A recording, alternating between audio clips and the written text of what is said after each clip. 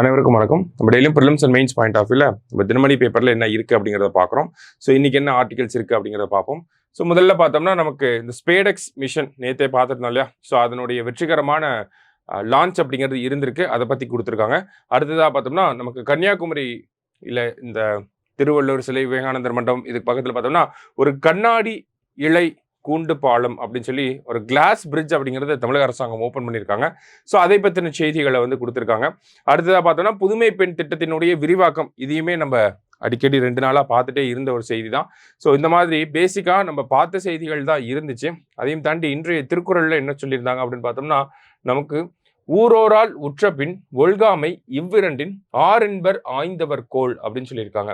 இடையூறு வருவதற்கு முன்பே நீக்குதல், வந்த பின் தளராமை ஆகியவை இந்த இரண்டினது வழியே வினைத்திட்பம் பற்றி ஆராய்ந்தவர்களின் கொள்கையாகும் அப்படின்னு சொல்றாங்க. ஸோ ஒரு பிரச்சனை வர்றதுக்கு முன்னாடியே அதை சால்வ் பண்ணும், வந்தாலும் அதை தைரியமா ஃபேஸ் பண்ணும். அதுதான் இந்த இடத்துல சொல்ல வராங்க. திருக்குறள் எண் 662 அதிகாரம் வினைத்திட்பம் அப்படிங்கிறது. சரிங்களா? அடுத்ததாக பார்த்தோம் அப்படின்னா நமக்கு ஒரு அப்பாயின்மெண்ட் அப்படிங்கிற ஒரு விஷயம் நடந்திருக்கு. சிஆர்பிஎஃப் அப்படிங்கிற படைப்பிரிவு இருக்கு, சென்ட்ரல் ரிசர்வ் போலீஸ் ஃபோர்ஸ் அப்படின்னு சொல்றாங்க. இந்த சிஆர்பிஎஃப் படைப்பிரிவினுடைய தலைவராக இயக்குனராக யார் வந்திருக்காங்க, தலைமை இயக்குனராக டைரக்டர் ஜெனரல் அப்படின்னு சொல்லுவாங்க. ஸோ யார் வந்திருக்காங்க அப்படின்னு பார்த்தோம்னா மூத்த ஐபிஎஸ் அதிகாரி வித்துல் குமார் நியமிக்கப்பட்டார் அப்படின்னு சொல்லி கொடுத்துருக்காங்க. ஓகேங்களா?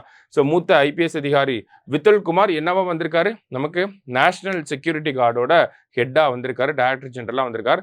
அது மட்டும் இல்லாமல் அமெரிக்காவோட பிரசிடென்ட் ஜிம்மி கார்ட்டர் அப்படிங்கிறவர் இறந்து போயிருக்காரு. இவரை பொறுத்த வரைக்கும் பார்த்தோம்னா அமெரிக்காவோட 39வது பிரசிடென்ட்டா இருந்திருப்பார். அதே மாதிரி இந்தியாவுக்கு வந்த 3வது அமெரிக்க ஜனாதிபதி யார் அப்படின்னு பார்த்தாலும் அதுவுமே ஜிம்மி கார்ட்டர் அவர்கள் தான். சரிங்களா? இந்த ஜிம்மி கார்ட்டர் ஒரு தடவை பார்த்தோம்னா இந்தியாவுக்கு வந்தப்ப தௌலத்பூர் அப்படிங்கிற ஹரியானாவில் இருக்கக்கூடிய ஒரு கிராமத்துக்கு போயிருப்பார். அந்த கிராமத்துக்கு போயிட்டு வந்ததுக்கு பிறகு அந்த கிராமத்துக்கு கார்ட்டர் புரி அப்படின்னு சொல்லியே அந்த கிராம மக்கள் பேர் வச்சிருப்பாங்க. ஸோ இந்த மாதிரியான சிறப்பான விஷயங்கள் இவரை பற்றின செய்திகளில் வருது நமக்கு. சரிங்களா?